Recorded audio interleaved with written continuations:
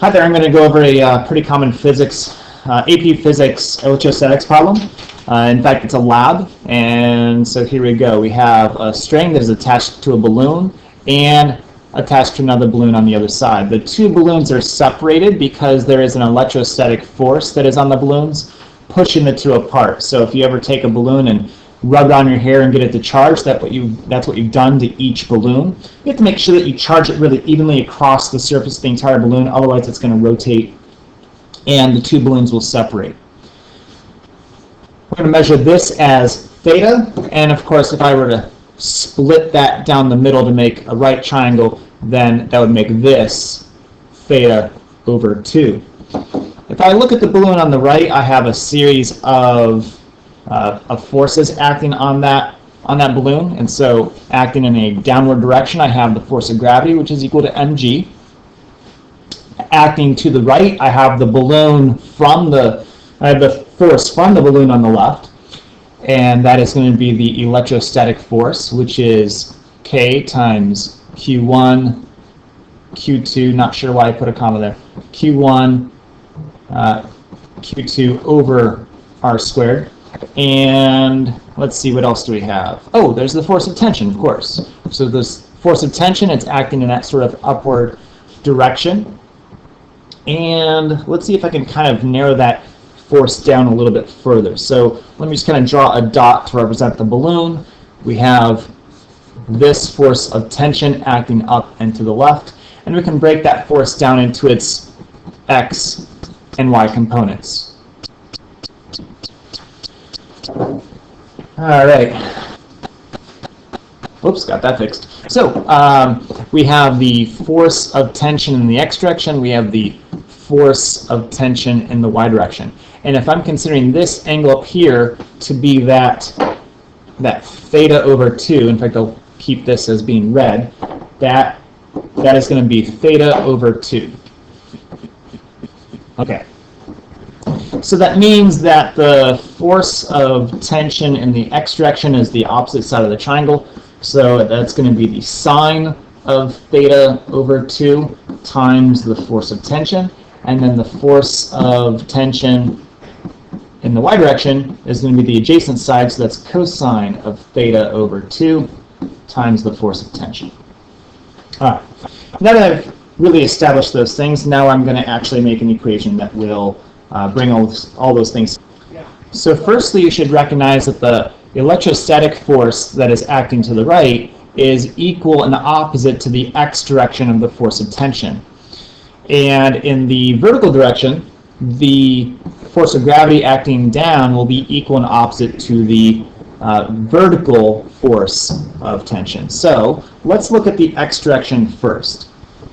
So we have the electrostatic force, which is acting to the right, that will be equal to the force of tension in the x direction.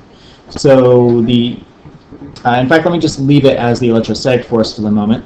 We said that the force of tension in the x direction was equal to sine theta over 2. It just doesn't look nice and I don't like it. There we go. Theta over 2 times the force of tension. And I'm going to leave it just like that for the moment. Let me look at the y direction. Extend this page up a little bit. Let me look at the y direction. So we said that mg acting down is going to be equal to the force of tension in the y direction. And again, we said that was equal to cosine theta over 2 times the force of tension. Okay, so let me solve this equation here in terms of the force of tension. So I'm going to divide each side by cosine theta over 2. So mg over cosine theta over 2 is equal to the force of tension. I'm going to take that and substitute that guy in right there. So let me do that substitution. So that means that the electrostatic force is equal to sine theta over 2 times mg, and the cosine theta over 2 can go in the denominator here. But wait, electrostatic force is equal to, as it always is, K times Q1, Q2 over R squared.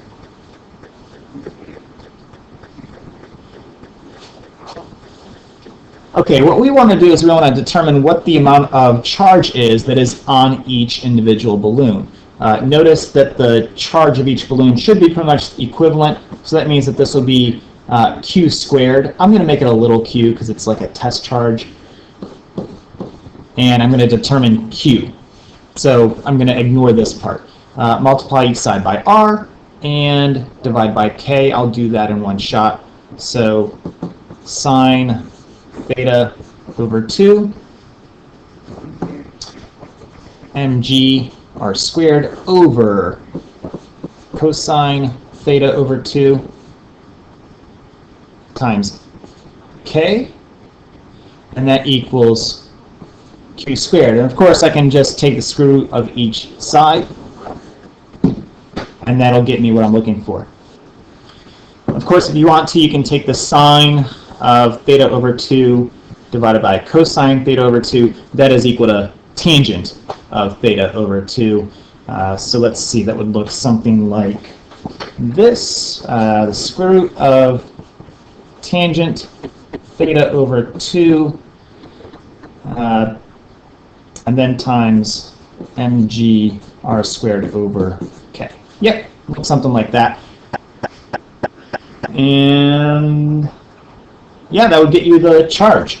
Of course, then we can also determine how many electrons there are on that balloon, because we have the amount of charge for each electron. I'm going to actually kind of stop there and let you kind of figure that one out on your own, and hopefully that helps you get to at least to this point.